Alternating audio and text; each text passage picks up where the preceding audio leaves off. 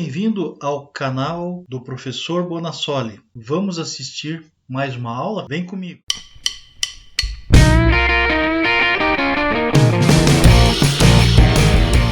Nossa aula de hoje será sobre perícia contábil, né? E o nosso assunto é prática. Então, petição de honorários vai ser o nosso assunto.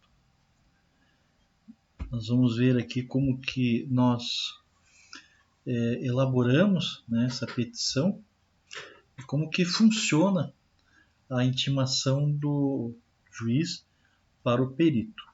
Então, o processo todo começa quando existe um processo judicial e o juiz tem a necessidade de um perito contábil judicial. No caso, a intimação é feita para o perito, né? E existe uma intimação. O juiz intima o perito dando prazo de 5 dias para informação, né? Se aceita a perícia ou não e quais são os seus honorários.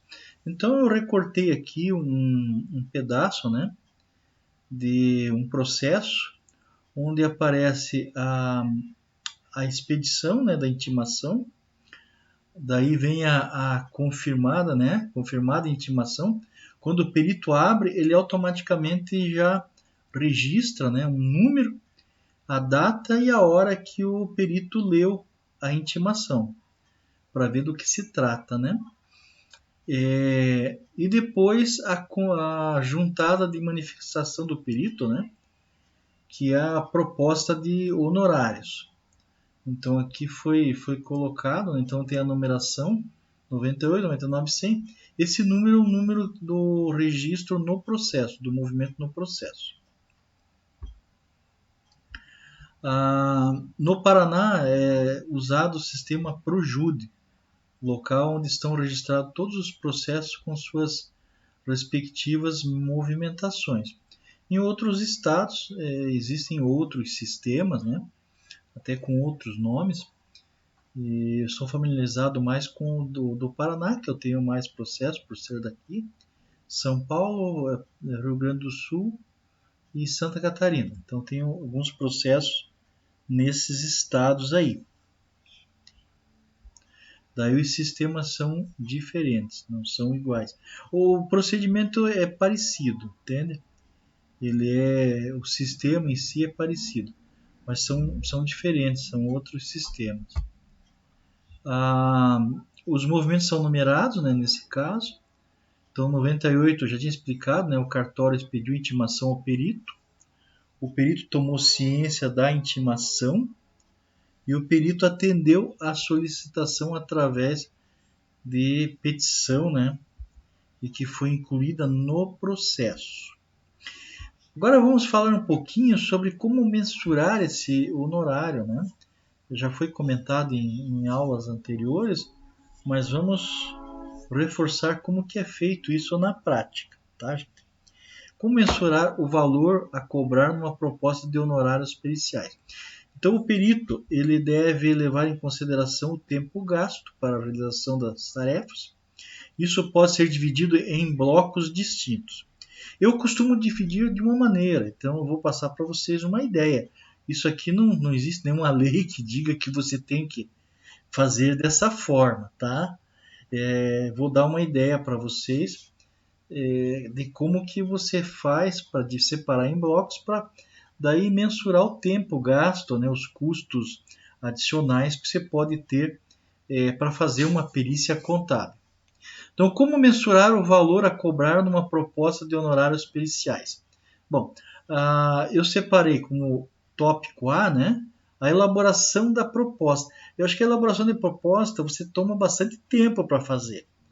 O juiz te dá 5 dias, você tem que correr. Às vezes se vira, às vezes 2, 3 dias para elaborar a proposta, não, até mais, às vezes se entrega em cima da hora, né? E nem sempre você consegue elaborar uma proposta aplicando os itens anteriores. Alguma coisa do que está escrito, lógico, você sempre aproveita, você faz o teu padrão depois. Eu vou inclusive sugerir aqui alguns padrões que eu uso. Você pode acrescentar, pode tirar, né? Pode adaptar, porque isso aí também não é um negócio que você tenha que fazer exatamente assim. Eu tenho as sugestões ali de modelo, né?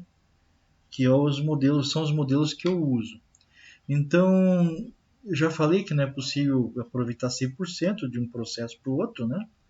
Porque se fosse... Opa, deu uma zica aqui, pera lá. Meu mouse aqui é sensível, né? Então, ele dá uma zica de vez em quando. Então, para elaborar a proposta, abra uma pasta no seu computador com o número do processo. Então, eu sempre faço isso. Eu tenho lá, inclusive não deixo processos, muito embora exista o risco sempre do fornecedor, né, do Google ou da Microsoft, né, de te eliminarem arquivos, né, eu uso o OneDrive, pode ser o Google Drive, qualquer um drive desses de preferência de vocês. Eu sempre gravo esse material, deixo arquivado em nuvem para não perder, né, para não ter problema com o meu computador, invasão de hacker, coisas parecidas assim, né? Porque você trabalha com coisas sigilosas. Afinal de contas, você está mexendo com a disputa, com a briga de alguém, né? Então é bom manter sigilo. Mas eu abro sempre, tenho uma pastinha escrito perícia judicial e abro uma pastinha dentro disso com o número do processo. E daí baixo já, aproveito e já baixo uma cópia do processo para que eu possa estar avaliando. Muitas vezes eu tenho que imprimir algumas páginas para saber o que é.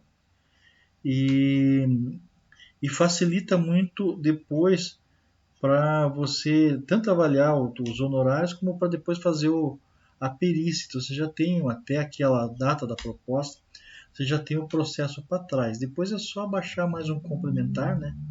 Caso você queira guardar esse processo. Faz parte da documentação, né? O processo que você vai usar aí para fazer a perícia. Então, você vai ter que ler esse processo e avaliar o volume de trabalho. Essa parte aí vai ter que fazer parte do seu custo.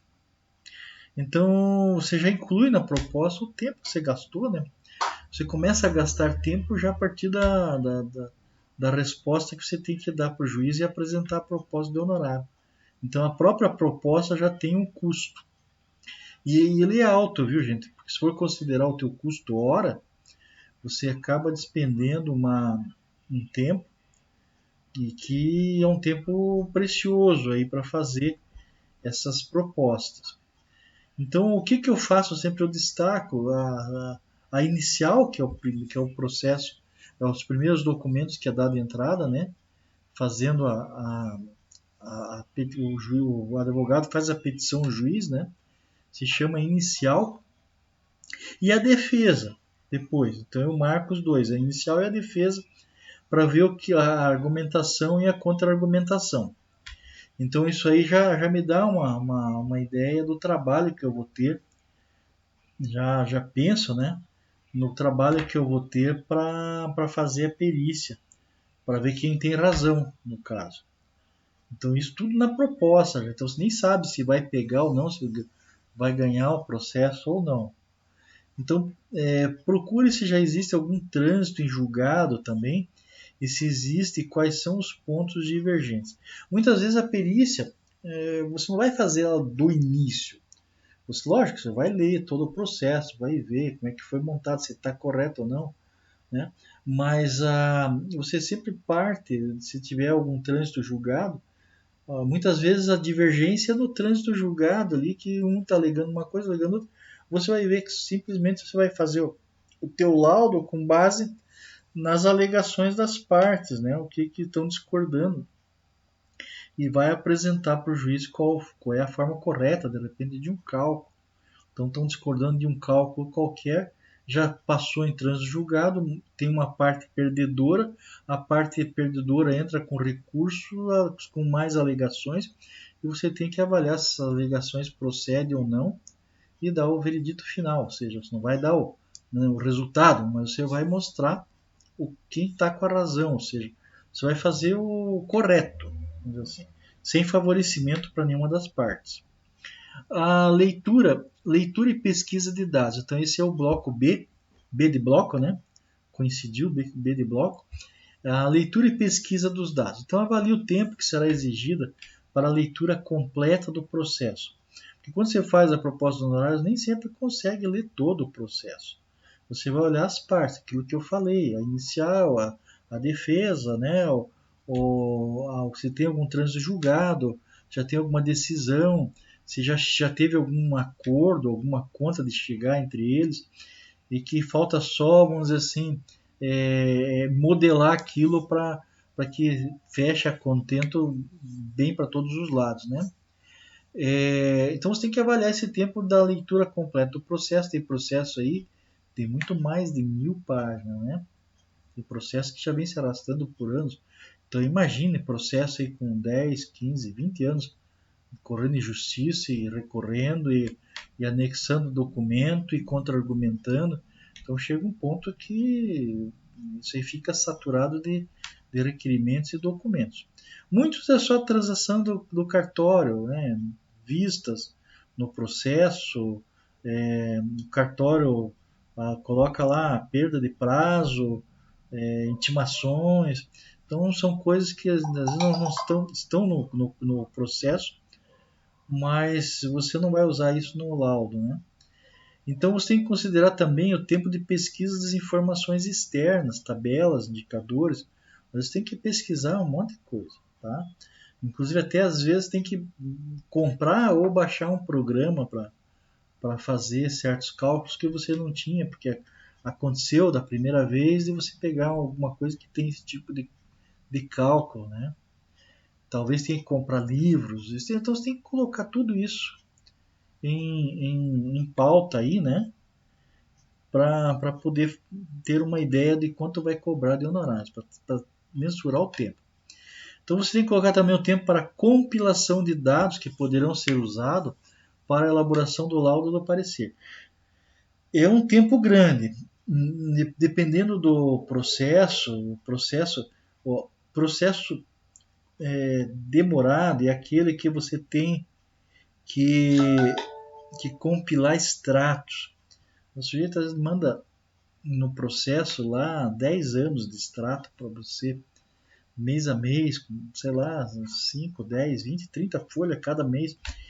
É um trabalho que você pode levar 20 anos para fazer. E não esqueça que você tem apenas 30 dias para entregar o teu laudo. Tem que entregar para o juiz em 30 dias. Então nem sempre você consegue usar os métodos convencionais ou você tem que contratar uma equipe só para digitar essas informações para você. Para você poder colocar no teu sistema, no teu controle, né? Para você, na tua planilha, sei lá como é que você faz ali os cálculos, mas vai precisar de gente.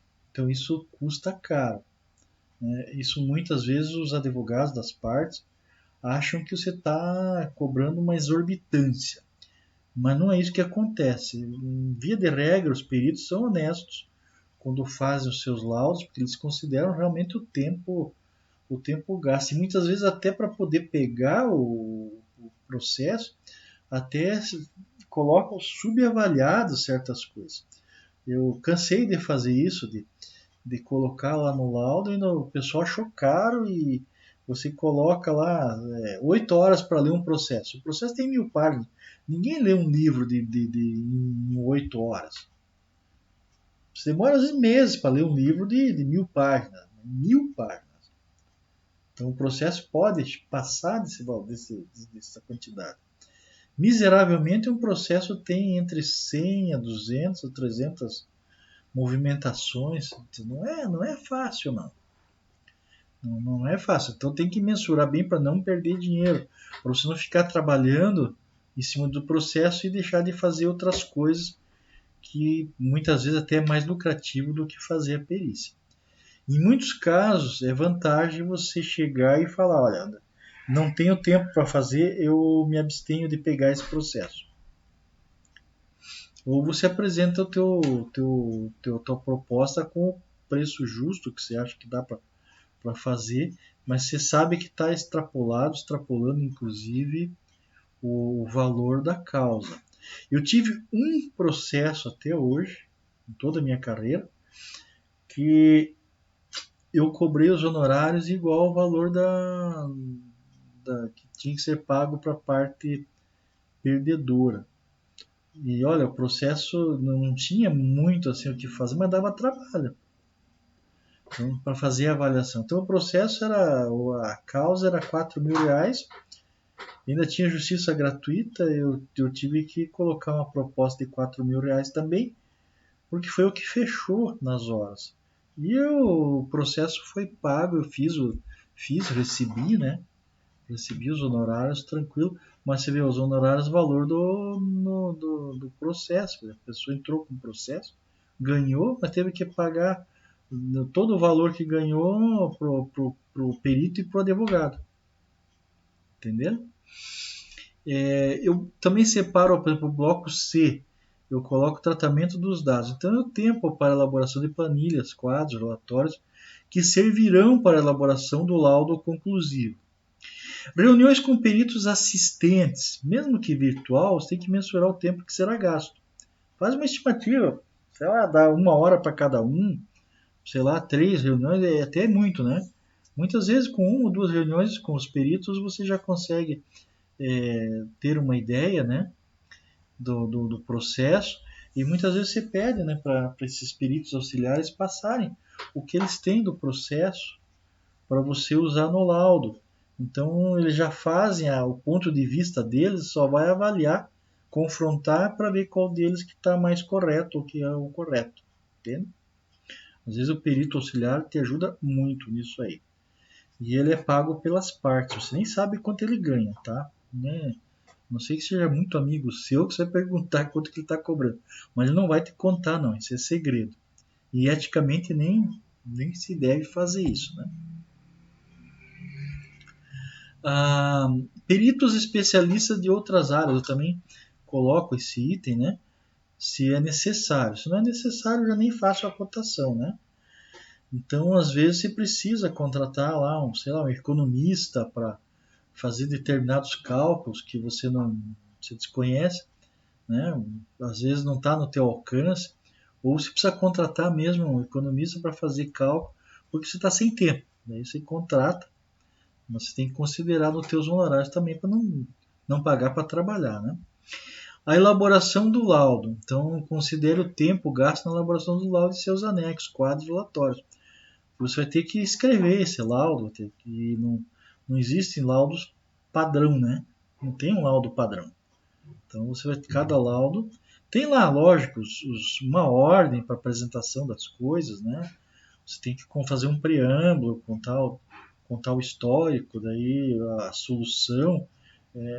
Os meus alunos aí que têm orientação de TCC comigo, eu diria que é tamanho de um TCC. Então, cada processo que você pega para fazer uma perícia é como se fosse um TCC, né?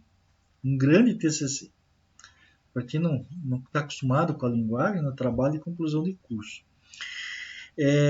Revisão final, né? A revisão final, ali saiu errado, revisal, né? Revisão final, depois eu vou arrumar essa planilha, porque eu uso isso aqui em sala de aula também, né? Eu tenho turmas de perícia. Revisão final é o tempo gasto da tarefa, entende? Então, quanto que você vai gastar para poder revisar esse trabalho. Eu coloquei aqui também um outro item que muitas vezes você acaba esquecendo de pôr, né, no teu laudo. O período, na tua proposta, né? O perito pode ter ainda outros custos além da mão de obra, tais como o custo de fotocópias, impressão, rateio de gasto e funcionamento do escritório, tais como energia elétrica, aluguel, água, telefonia, informática, periódicos, né, etc. Além desses, poderá ter gasto de deslocamento e até viagens e estadias. Tirando aí o deslocamento, viagem e estadia, eu particularmente uso na tabela que eu uso aí do sindicato, o custo hora é bem razoável. Até esse ano para 2020, 2021, né, que é quando nós estamos fazendo esse trabalho. 2020 e 2021 até baixou um pouco os custos em relação à tabela anterior. Então, tinha a tabela anterior com um custo de R$ 580 a hora do perito, e agora nessa baixou para 413. Pelo menos aqui nessa região, né, com esse sindicato.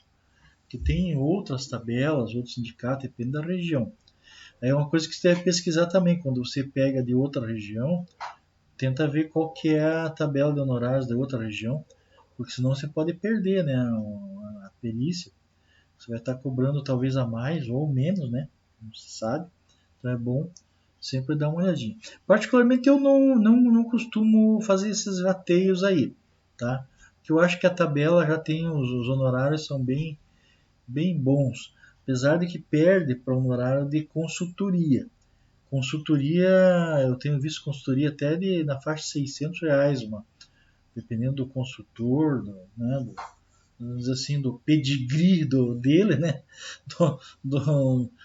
Tem consultor que tem, né? Consultor de raça, tem um pedigree, chega a cobrar R$ 600 nos dias de hoje, né? Uma consultoria. Também tem consultor que cobra 50 a hora, 100 a hora, né? Aí também eu acho pouco. Tem que ser uma coisa que é um trabalho que tem que consultar, tem que consultoria, também envolve tempo, né? Você tem que valorizar um pouco tua profissão. No caso da perícia, eu acho que R$ 400 aí a hora tá perfeito. Eu ainda dou uns descontos para pegar e que eu deixo aí numa média de, se fosse fazer uma consultoria, uma faixa de, eu como não me considero um pedigree muito alto, né? Eu deixo aí na faixa de uns R$ 200, R$ 250 a hora técnica, né? A hora técnica do contador aqui no Paraná também ela é alta, muito embora muitos nem pratiquem, mas ela tem um valor alto, sim. Ela é considerável. E às vezes, mas as pessoas não conseguem cobrar, porque tem que ver a capacidade também do cliente e a importância do que você está fazendo. Então, além desses gastos aí, você pode ter esses gastos aí de deslocamento, tá, gente? Como que você vai mensurar o valor aí a cobrar numa proposta de honorários periciais, né? Continuando, então, de posse desse tempo, né, total, você precisa ter um custo hora referencial para montar a proposta. Então, normalmente o perito usa a tabela de honorários sugeridos pelos sindicatos da classe contábil da região da sede sua, né, da sede do contabilista. Existem contadores também, não é o meu caso, que preferem usar o seu próprio custo hora, ou ainda o custo hora do escritório. Eu tenho esse custo hora do escritório, mas eu não uso para esse caso, né? De caso de perícia, porque ele mais ou menos bate talvez com o custo hora do escritório, né? E ele fica dentro de um valor razoável que dá para você remunerar suas horas. Porque não pensem que você cobrando aí R$ 400 a hora, você está remunerando você 100% aí, sem custo nenhum. Você tem um custo de fazer. Você tem que descontar o custo da tua mão de obra, o custo da mão de obra dos teus funcionários. Você usa a estrutura do escritório teu para fazer um laudo. Você bota a gente para correr atrás do documento, a compilar dados, a pesquisar tabelas, a conseguir coisas para você. Às vezes tem que pagar até para alguém, né? E até passagem de ônibus ou de carro, combustível, sei lá, para te buscar, às vezes, uma coisa que você não encontra na internet, ou que não encontra numa biblioteca, ou encontra só numa biblioteca, você tem que buscar um livro, alguma coisa, algum material de pesquisa, uma revista, entende? Então tem um trabalho assim, de garimpagem muito grande, que você tem que tomar cuidado na hora de formar o teu custo. Na proposta de honorário, destaque o custo de alguns blocos, né? Evitando passar apenas o valor fechado. Quanto mais detalhada a proposta, maior será a chance de ter um valor justo para ambas as partes, entende? Você não deve fazer assim, senhor juiz, aceito a proposta de fazer, aceito o encargo de fazer a perícia, de montar o laudo, fazer o parecer, meus honorários é 10 mil reais. Não faço isso, tem que discriminar o que você está cobrando. Dependendo do que você vai fazer, do trabalho que você vai fazer, 10 mil reais é caríssimo, é um absurdo, né? E pode ser que você esteja, né, seja baixo até demais. Modelo de petição de honorários. Procure seguir aí as normas, não existe um modelo certo, tá? Existe o que o pessoal na prática faz, né? Coloca, né, a atenção do juiz, tipo requerimento, né? Isso é uma prática jurídica e os peritos contadores seguem a prática jurídica, seguem o que os advogados aprendem, né, na montagem de uma petição. Então você faz nominal ao juiz, você tem que declarar no início quais são o número de processo, tudo, nós vamos ver direitinho já na sequência aí. Só procure seguir assim as normas da BNT, como se você estivesse fazendo um trabalho escolar, né?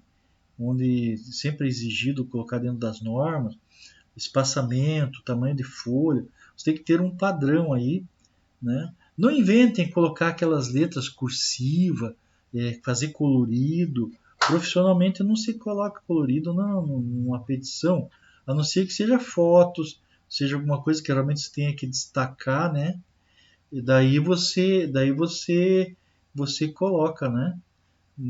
Alguma coisa colorida. Mas o trabalho de petição de honorários não deve ter coloridos.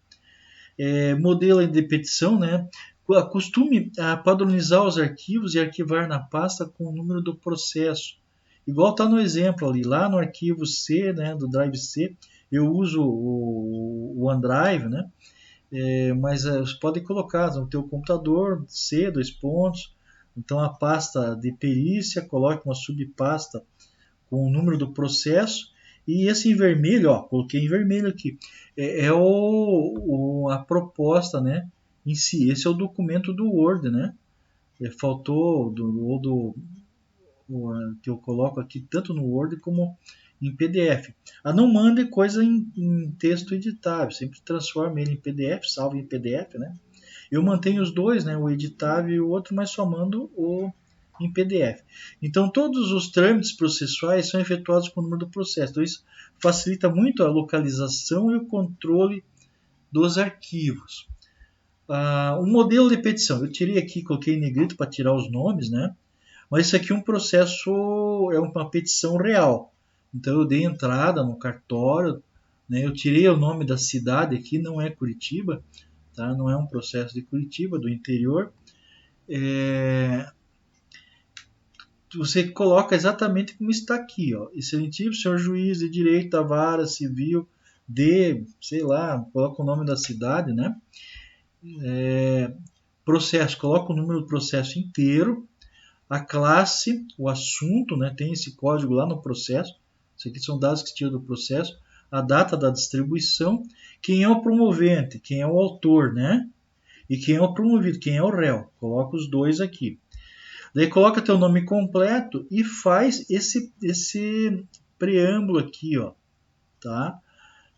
Fulano de tal, contador com registro, né, legalmente habilitado para a função conforme o CPC, né, 156, o Código Processual Civil, né, e de acordo com, né, conformidade com a certidão do CRC, no caso meu foi o Paraná, né, que eu fiz trabalho no Paraná, Conselho Regional de Contabilidade, coloca o endereço do teu escritório com teus dados aqui, né?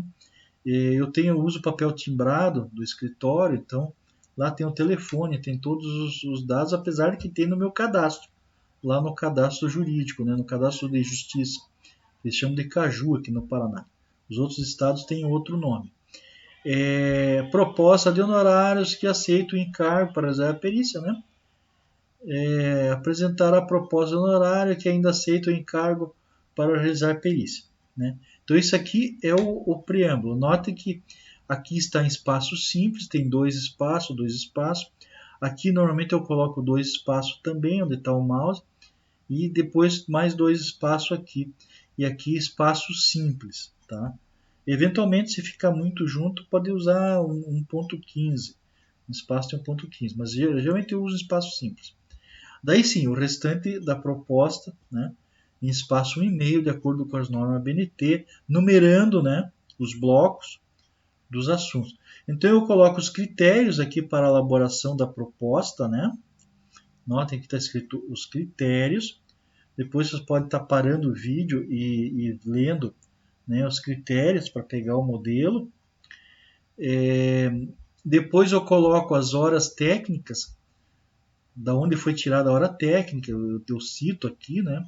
Qual foi o sindicato, a validade dessa tabela, né, o quadro que se encontra a tabela e a letra, a linha, né? Que nesse caso aqui foi a linha E, perícia contábil judicial, e honorário por hora é R$ 413. Isso é o que está valendo aqui na região de Curitiba. Valendo assim, ó, são tabelas referenciais, não significa que não tenham aí outras tabelas que algum tribunal de justiça já tenha, por exemplo, a tabela do custo hora, e você tem que dançar conforme a música. Daí você vai ver se pega ou não pega o processo, né? Então, para essa proposta, eu tenho que colocar o quadrinho. Para essa proposta, né, eu usei uma hora de 413, um desconto de 213, usei R$ 200. E coloquei aqui, né, que o desconto incondicional foi concedido por esse período apenas para facilitar a aprovação da proposta. Ou seja, para ganhar a proposta, né, para ele fechar. Porque isso é uma proposta comercial, né, gente? Tem a concorrência. Então pode as partes, não, eu não quero esse perito, está muito caro, vamos cotar com outro. E acontece, eu já perdi muitos processos assim, mesmo dando desconto. Daí vem a parte dos quesitos, né, dos quesitos apresentados pelas partes, pelo juízo, né. Então eu comento alguma coisa aqui, né, principalmente que em cima dos quesitos, depois para ninguém apresentar mais quesito depois que o processo tem andamento.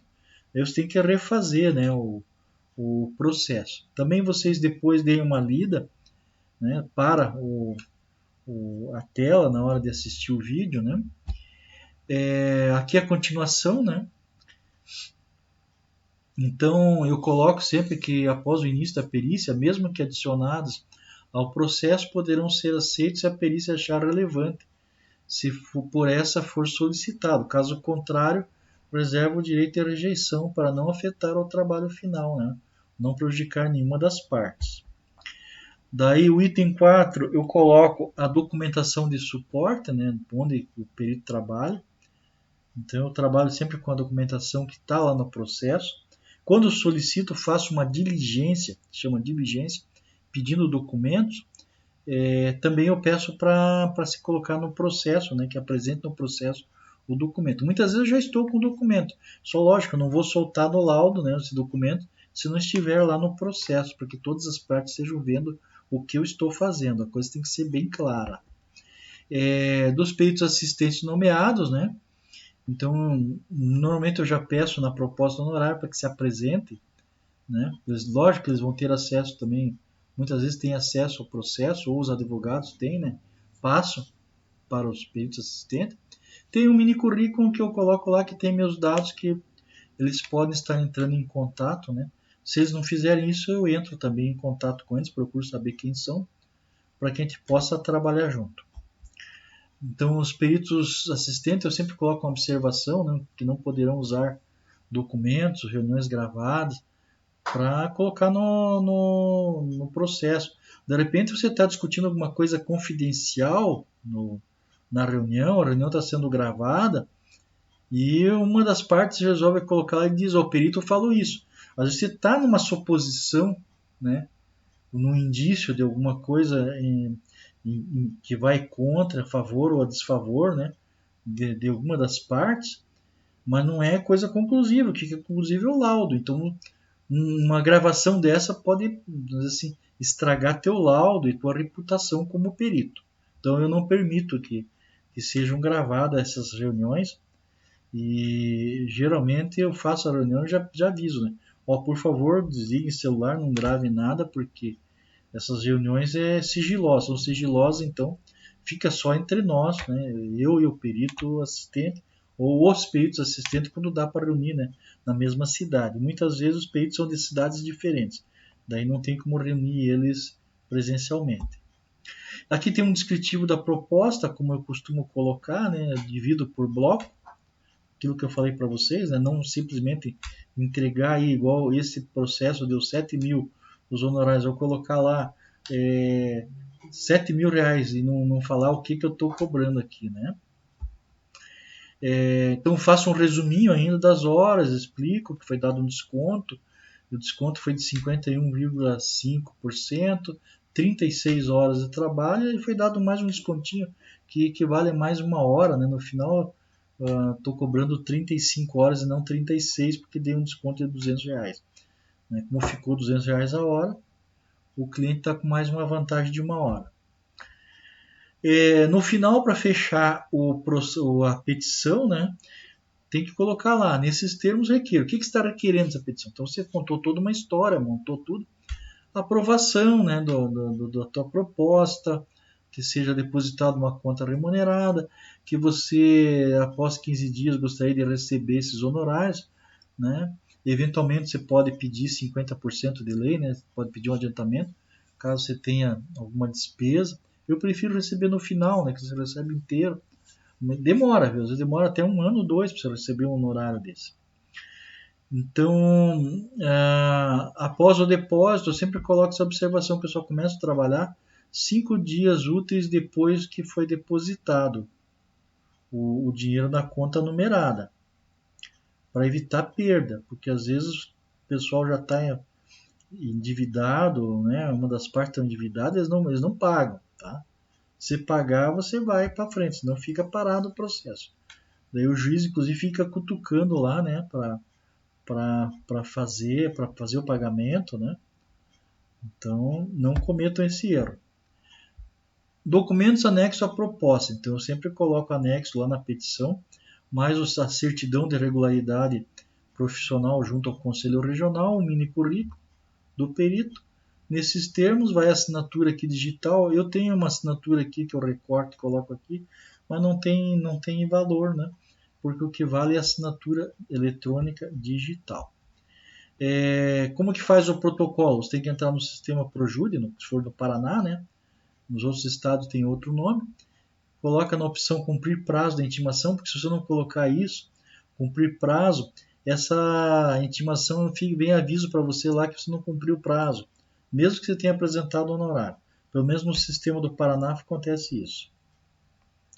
E ele é assinado, né? Após assinado, você usa a opção lá concluir a movimentação, né? Você vai dar a entrada, cumprir prazo, anexa a proposta no processo e coloca concluir a movimentação e já sai na movimentação com a numeração efetiva do processo. Aí, ok?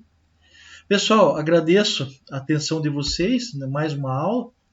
Aguardem por novos vídeos, né, dessa disciplina ou de outras. Não deixem de colocar o seu like, se manifeste, né, que você viu ou entrou no vídeo, e façam sua inscrição para ajudar o meu canal. Então, sem inscrição, o canal não vai para frente, gente. É complicado. Então, preciso, né, que vocês se inscrevam. Sempre que vocês assistirem, se não se inscreveram ainda, se inscrevam e me ajude a divulgar essas aulas. Pessoal, até a próxima.